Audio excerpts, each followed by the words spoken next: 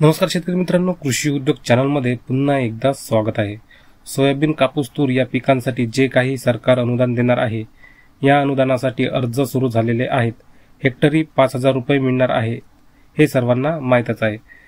याचा जो आपण अगोदर व्हिडिओ बनवला होता, GR सुद्धा पाहिला होता। आता या व्हिडिओमध्ये जो काही फॉर्म भरून घ्यायचा आहे, तो फॉर्म कुठे भरून द्यायचा आहे, काय काय माहिती भरायची आहे, ते आपण थोडक्यात जाणून घेऊया। तर मित्रांनो, तुम्ही पाहू शकता 8 ऑगस्ट 2024 रोजी महाराष्ट्र शासनाने हे परिपत्रक काढलेलं आहे। विषय पहा, सन 2023च्या खरीप हंगामातील कापूस व सोयाबीन उत्पादक शेतकऱ्यांना अर्थसहाय्य देण्याबाबतचा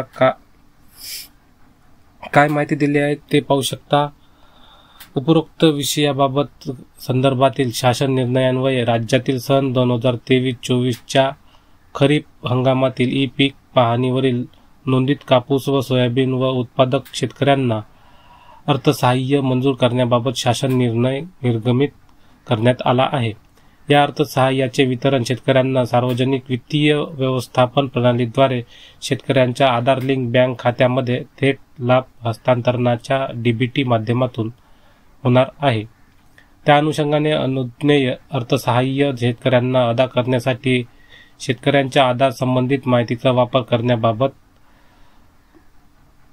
त्यांच्याकडून घेण्यात येणाऱ्या संमती पत्राचा नमुना तसेच सामायिक खातेदाराच्या बाबतीत एकाच खातेदारास अर्थसहाय्य वितरित करण्याच्या अनुषंगाने द्यावयाच्या ना हरकत पत्राचा नमुना सोबत जोडून पाठविण्यात येत आहे आणि तो सुद्धा नमुना इथे दिलेला आहे। म्हणजे जे शेतकऱ्यांना संमती द्यायची आहे, आपले आधाराशी संबंधित माहितीचा वापर करण्यासाठी एक संमती पत्र द्यायचं आहे। आणि जर एखादा खातेदार आहे ज्याची काही शेती आहे, ती सामायिक शेती असेल, तर सामायिक खातेदारांच्या बाबतीत सुद्धा ना हरकत प्रमाणपत्रावर द्यावं लागणार आहे। तर तुम्ही पहा, हे संमती पत्र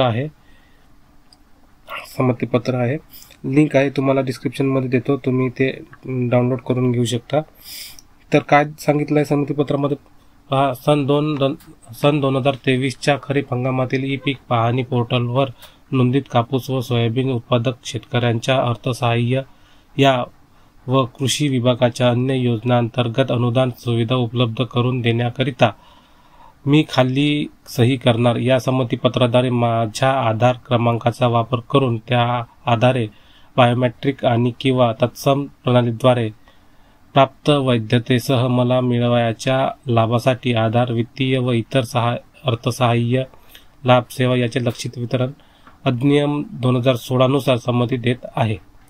माझ्या आधार संबंधित माहितीचा वापर केवळ माझी ओळख पटविण्यासाठी करण्यात येणार असून ही माहिती इतर कोणत्याही अन्य कारणासाठी वापरली जाणार नाही अशी खात्री बाळगतो। अशा प्रकारचं हे संमतीपत्र आहे मित्रांनो। त्यामध्ये आपल्याला जिल्हा टाकायचा, या ठिकाणी जिल्हा टाकून घ्यायचा, त्यानंतर तालुका टाकायचा, नंतर गावाचं नाव टाकायचं आहे। शेतकऱ्यांचे संपूर्ण नाव टाकायचं आहे मराठीमध्ये आणि इंग्रजीमध्ये। या ठिकाणी पहिले नाव, नंतर मधले नाव, नंतर आडनाव टाकायचं आहे। तसेच इंग्रजीमध्ये सुद्धा आपल्याला टाकून घ्यायचं आहे। त्यानंतर इथं आधार कार्ड क्रमांक टाकायला सांगितलेला आहे।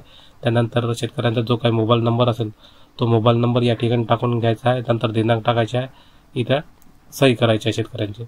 त्यानंतर संबंधित कृषी सहाय्य जे काही आपल्या गावचे कृषी सहाय्यक असतील किंवा तालुक्याचे असतील, त्यांच्याकडे ते जमा करायचे आहे। त्याचबरोबर सामायिक खातेदारांचा सुद्धा ना हरकत प्रमाणपत्र आहे, त्याचा सुद्धा नमुना या ठिकाणी दिलेला आहे। या ठिकाणी सुद्धा जिल्हा, तालुका, गावाचे नाव टाकून घ्यायचे आहे, जे काही खाते क्रमांक असेल ते टाकून घ्यायचे आहे, नाव टाकायचे आहे आणि इथं आधार कार्ड नंबर टाकायचा आहे, त्याच्यानंतर मोबाईल नंबर टाकायचा आहे आणि 2 किंवा इतर जे काही 2 किंवा 10 जे काही खातेदार असतील त्यांचे नावे या ठिकाणी आपल्याला टाकायचे आहे आणि संमतीमध्ये इथे सही करायची आहे।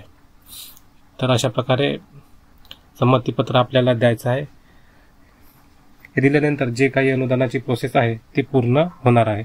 महत्त्वपूर्ण व्हिडिओ इतर शेतकऱ्यांना नक्की शेअर करा, कारण जय हिंद, जय महाराष्ट्र। धन्यवाद।